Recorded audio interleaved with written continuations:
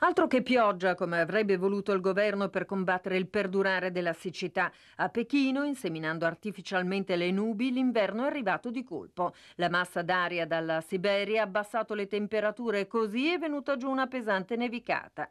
Intervenire sul tempo che farà ci si prova da sempre. In antichità, con riti propiziatori, si cercava di ingraziarsi la benevolenza degli elementi naturali. Poi i sistemi si sono affinati e anche le necessità. Le prime applicazioni sono legate all'agricoltura. A fine Ottocento in Francia, ma anche nel nord Italia, per evitare che grandini sui pregiati vigneti si sperimenta un cannone che, come un gigantesco altoparlante, spara un'onda acustica in teoria in grado di frantumare la grandine, ma è fallimentare.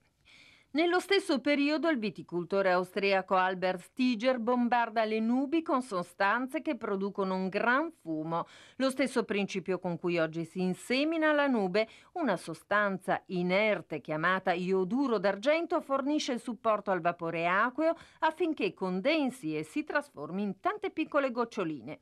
Si può liberare lo ioduro d'argento sia mandando un razzo in alta quota, sia facendo passare all'interno della nube un drone, cioè un aereo senza pilota. Lo stesso metodo è stato utilizzato a Pechino per far piovere. Sull'inseminazione della nube hanno investito molto gli israeliani per combattere il loro clima secco e scarsamente piovoso e sostengono funzioni.